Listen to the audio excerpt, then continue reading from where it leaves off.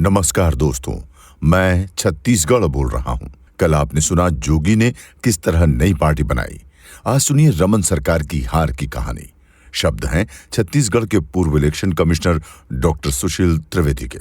भाजपा अपने 15 साल के शासन से अति आत्मविश्वास से भरी हुई थी। उसके नेता सत्ता के इतने आदी हो चुके थे कि उनका कार्यकर्ताओं और जनता से जमीनी संपर्क करीब करीब खत्म ही हो चुका था। अंदर ही अंदर दोनों के भीतर भाजपा के नेताओं के खिलाफ माहौल बन रहा था।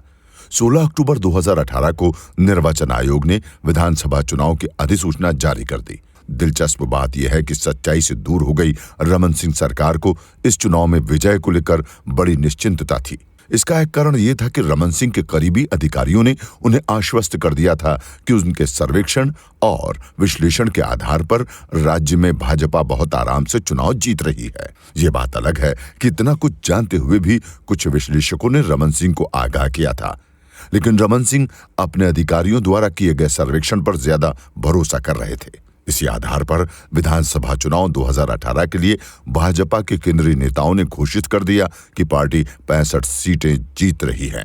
कांग्रेस पार्टी के प्रदेश अध्यक्ष भूपेश बघेल पूरे प्रदेश में घूम घूम कर कांग्रेस संगठन को फिर से सक्रिय करने में जुटे थे।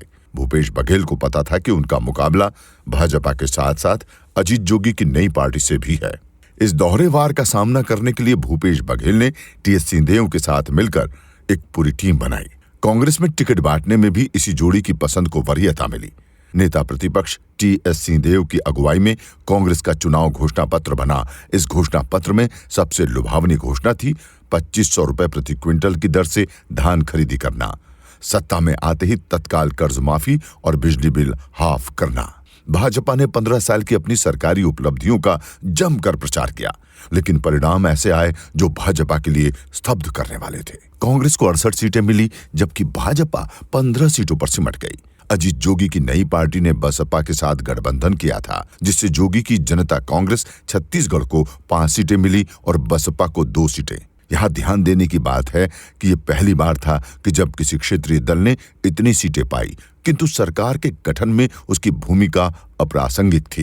कांग्रेस ने बस्तर संभाग की कुल 12 सीटों में से 11 और सरगुजा संभाग की 14 में से 14 सीटें जीतकर अपनी राजनीतिक ताकत की नई इबारत लिखी थी।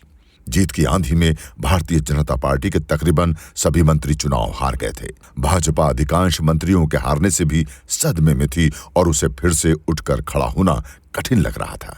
इस पर बड़ी समस्या ये थी कि लोकसभा 2019 का चुनाव सामने खड़ा था, लेकिन इतनी बड़ी जीत के बाद कांग्रेस के सामने भी मुख्यमंत्री चुनने का संकट था।